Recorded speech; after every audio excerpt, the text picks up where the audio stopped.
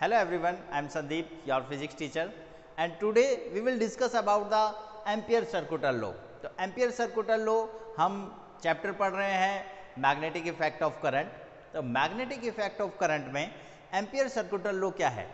देखिए, जैसे कि हम इलेक्ट्रोस्टैटिक्स में पढ़ते हैं Coulomb's law and then there is the Gauss theorem. So Gauss theorem is the alternative option of the Coulomb's law. There was some relation between the Coulomb's law and the Gauss theorem. Similarly, हम यहाँ पर bio-Savart's law पढ़ चुके हैं, तो उसका alternative एक law है that is called Ampere circuital law, right. और Ampere circuital law use for the finding the amount और the magnitude of the magnetic field in a symmetrical situations, right?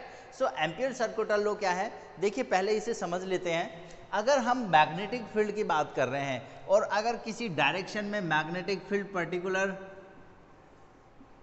Move कर रहा है, that was the magnetic field B, right, into the space. तो इस space में हम एक close path draw करें, राइट. इस क्लोज पाथ के अकॉर्डिंगली अब इसके अंदर से मैग्नेटिक फील्ड बी मूव कर रहा है इस क्लोज पाथ में. अगर इस क्लोज पाथ का हम लाइन इंटीग्रल करें, that was the line integral of close path into the space around a magnetic field, then according to the Ampere circuital law कि जो इस क्लोज पाथ का जो लाइन इंटीग्रल होगा, that means B dot D L is equal to the mu naught into I, where I is the current flow through that surface, inside the surface हम ये भी कह सकते हैं. तो क्लियर है? The line integral of the magnetic field into the space around a magnetic field, right, is equal to the mu naught times the net current flow through the surface, or we can say that through the that was line integrals. Clear? So that was the magnetic field and that was the Ampere circuital law. एक बार फिर से explain करते हैं. According to the Ampere circuital law, the line integral of magnetic field around any close path into the space is equal to the mu naught that is equal to the absolute permeability mu naught times the net current flow through the close surface. Clear? So that was the Ampere circuital law. और हम इसको कैसे define करेंगे? Line integral B dot D L is equal to mu naught into I, और we can say that the surface integral of B D L cos theta is equal to the mu naught into I, where theta is the angle between the magnetic field and the length या फिर close path element D L. ठीक है, जैसे हम इस case में लें, हमने एक छोटा सा ये क्लोज पाथ बनाया है, इसमें एक स्मॉलेस्ट एलिमेंट ले रहे हैं दैट इज डीएल. तो डीएल की direction, that was the direction of DL and that was the direction of magnetic field. तो इन दोनों के बीच का जो एंगल है दैट वाज थीटा, राइट. तो इस तरीके से, और इस लॉ का हम यूज करते हैं to finding the magnetic field around any symmetrical situation. Clear? So let's start. There are some applications of Ampere circuital law, and for solving the applications of Ampere circuital law, सबसे पहले किसी wire के through किसी length पर, wire से length पर कितना magnetic field create होगा उसकी वैल्यू निकालते हैं. और the another word is how can we find out the magnetic field due to a solenoid और the magnetic field around the solenoid. Let's सी.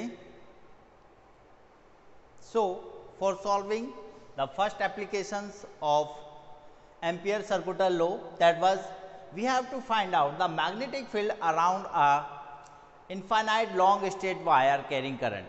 अगर कोई वायर है, स्ट्रेट वायर है, उसके सराउंडिंग्स मैग्नेटिक फील्ड क्रिएट होता है, and the direction of magnetic field we know that we can find out the by the using of the law of Maxwell right hand rule. So let's start.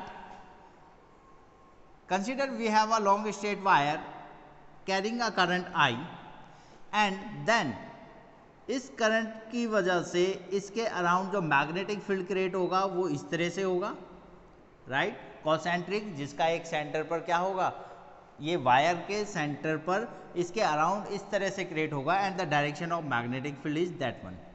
Clear. अब कितना magnetic field है, suppose कीजिए हमें r distance दूर हमें एक magnetic field निकालना है at the point P,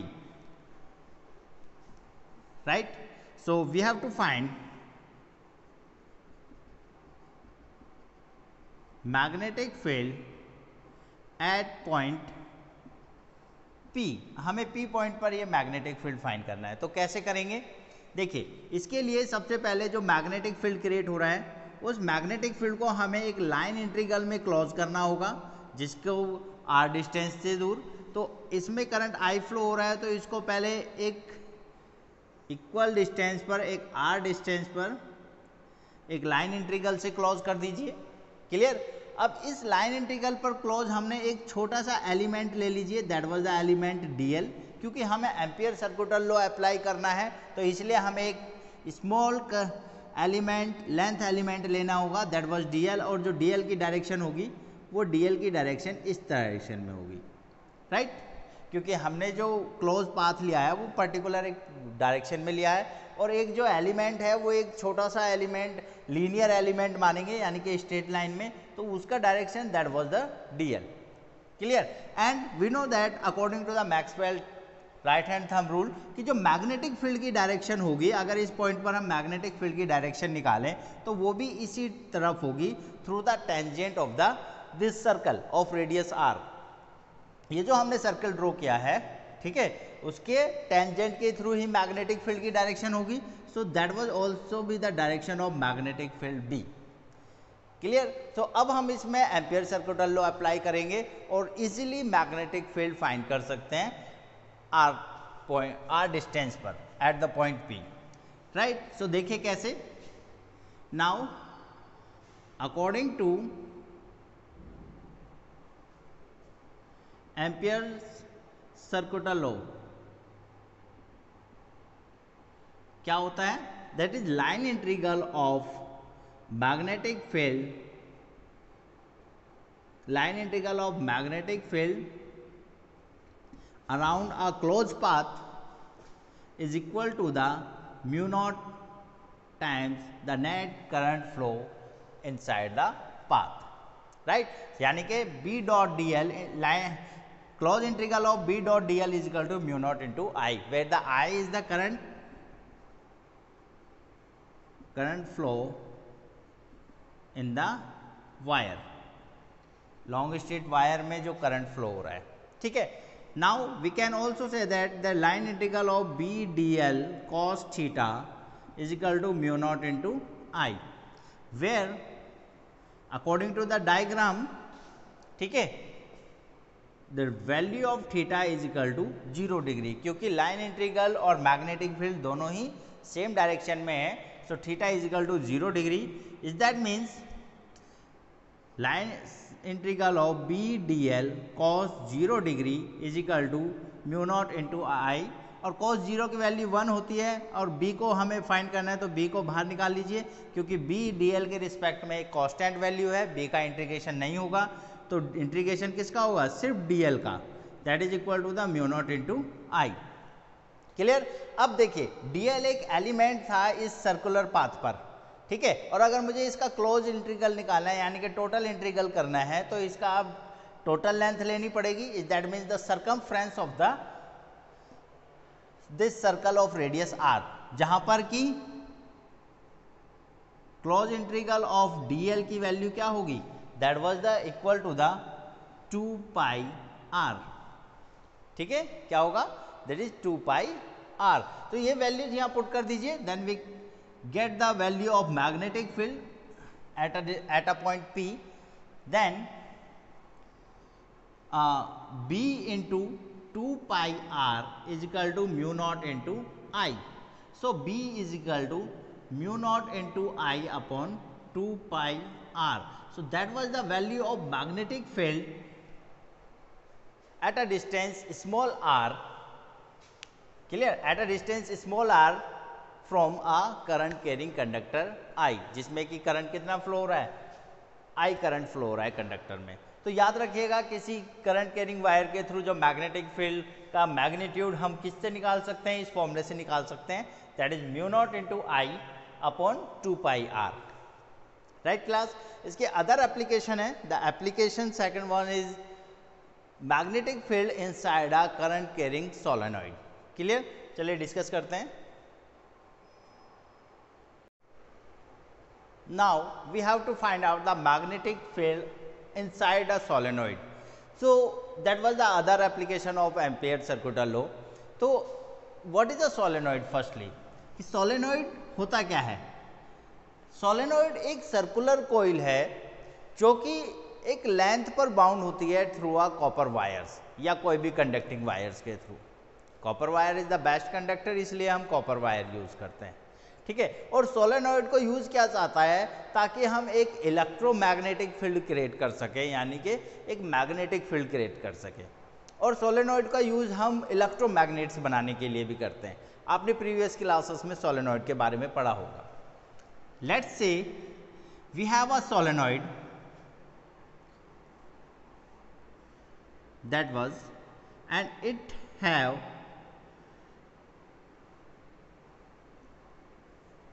the turns of insulated copper wire like that.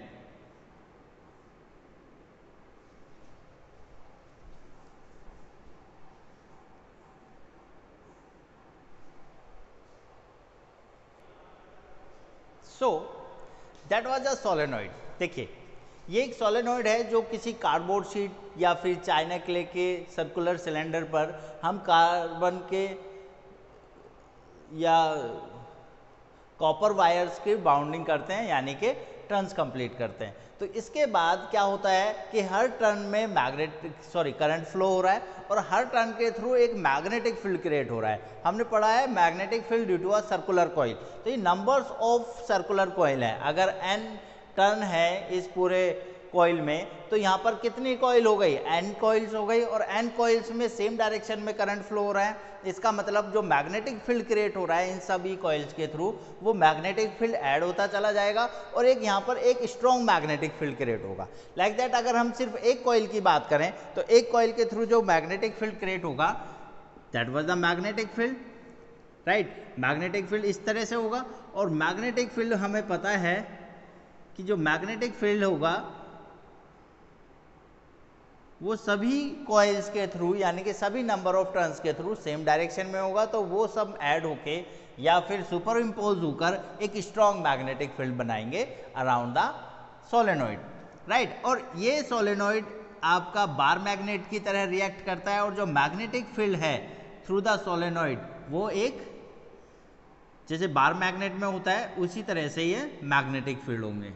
Right, तो इस तरह से हम ये मैग्नेटिक फील्ड लाइंस ड्रॉ कर सकते हैं इसमें। Right, that was the magnetic field around a solenoid. अब इस सोलेनॉइड में जो मैग्नेटिक फील्ड क्रिएट हो रहा है, इनसाइड कितना मैग्नेटिक फील्ड क्रिएट हो रहा है, हमें वो मैग्नेटिक फील्ड की वैल्यू निकालनी है। और ये है एप्लीकेशन एम्पियर सर्कुलर लॉ की। तो हमें एम्पियर सर्कुलर लॉ अप्लाई करना है। तो एम्पियर सर्कुलर लॉ अप्लाई करने के लिए जो इनसाइड मैग्नेटिक फील्ड मैंने यहाँ पर बनाया है, जो इस सोलेनॉइड के अंदर जो मैग्नेटिक फील्ड है वो कुछ इस तरीके से होगा। और इनसाइड द सोलेनॉइड जो मैग्नेटिक फील्ड होता है वो एक यूनिफॉर्म मैग्नेटिक फील्ड होता है। ठीक है, तो ये जो यूनिफॉर्म मैग्नेटिक फील्ड है, हमें इस यूनिफॉर्म मैग्नेटिक फील्ड की वैल्यू फाइंड करनी है किसी भी पॉइंट पर। तो इसको हमें एक क्लोज पाथ में क्या करना पड़ेगा? इनक्लोज करना पड़ेगा इस मैग्नेटिक फील्ड को into the space according to the Ampere circular law. Suppose कीजिए हमने इसे जो क्लोज किया है वो एक रेक्टेंगल्स है ए बी सी डी, और इस रेक्टेंगल्स की 4 आर्म्स होंगी, that is A B C C D and D A. इन सब के थ्रू हमें अलग अलग मैग्नेटिक फील्ड लाइन इंटीग्रल करना होगा, और वो इक्वल होगा that is mu not into total current flow through the length L. ये बात ध्यान रखना, अगर सोलेनॉइड की लेंथ एल है तो इसकी भी लेंथ टोटल क्या होगी? That was L. क्लियर? सो यहाँ पर let number of turn in solenoid that is equal to the capital N, और we can say that is capital N, ठीक है। Then amount of current and amount of current in one turn, एक turn में जो current flow हो रहा है that was I, ठीक है। यानी कि जो वायर के थ्रू या बैटरी के थ्रू जो फ्लो हो रहा है करंट I है, तो n टर्न्स में टोटल करंट कितना होगा? So total current enclose the length, that is n into I, clear. इसे I डैश का नाम दे दीजिए, total current enclose the length L, that was the I dash, और I डैश की value क्या होगी? n into I। अब हम इस इनक्लोज पाथ की बात कर रहे हैं। In enclose path A B C D according to the Ampere circular law क्या होता है? That was line integral. अब देखिए इसमें 4 एलिमेंट्स हैं, A B B C and C D, तो इनका अलग अलग हम लाइन इंटीग्रल करेंगे। That means line integral of पहले ए बी का कीजिए, B dot D L into cos theta, plus line integral of B dot D L into cos theta, ये किसके लिए होगा? That is for B C, plus line integral of C A के लिए अगर हम करें तो that is B D L cos theta, and plus again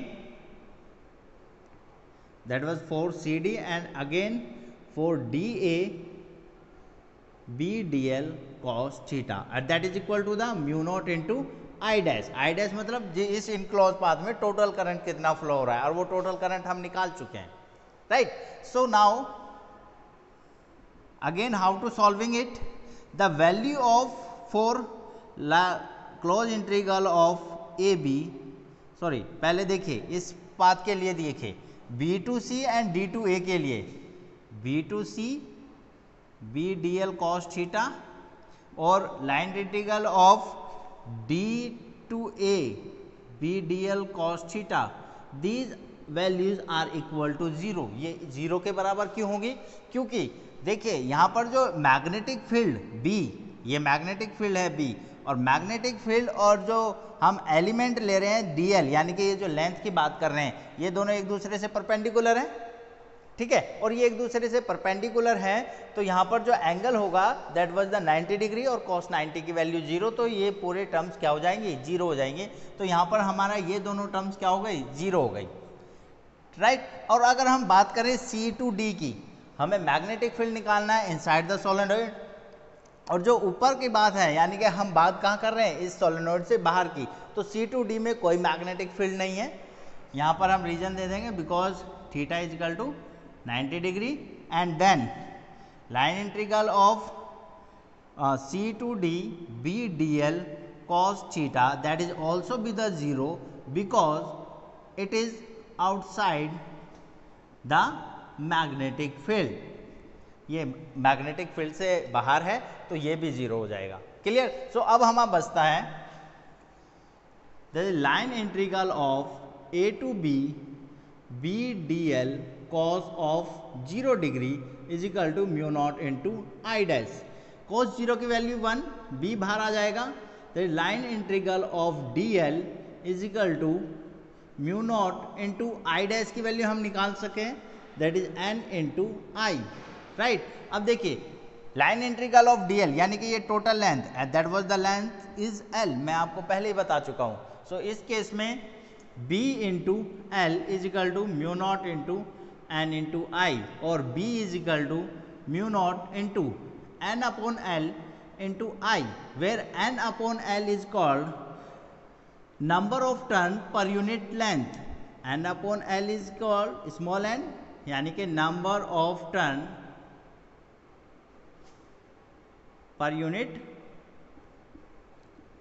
length, तो इसकी वैल्यू n होगी। तो मैग्नेटिक फील्ड जो आएगा inside the solenoid that is B is equal to mu naught into N into I. So that was the value of magnetic field inside the solenoid. Solenoid के अंदर magnetic field uniform होता है, तो किसी भी point पर अगर हम मैग्नेटिक फील्ड निकालें तो इसकी वैल्यू ये होगी। और एक बात मैं बता दूं आपको, अगर नंबर ऑफ टर्न्स इंक्रीज होंगे तो मैग्नेटिक फील्ड ज़्यादा स्ट्रॉन्ग होगा, और नंबर ऑफ टर्न्स के साथ साथ अगर करंट की वैल्यू ज़्यादा होगी तो मैग्नेटिक फील्ड भी ज़्यादा होगा। ठीक है, तो मैग्नेटिक फील्ड सोलेनॉइड के थ्रू दो चीज़ों पे डिपेंड करता है, the number of turns per unit length and the current flow in the solenoid. Right class? So that was the lecture about the Ampere circuital law and their application. If you have any problem, then you can consider to me and you can ask to me directly. Thank you.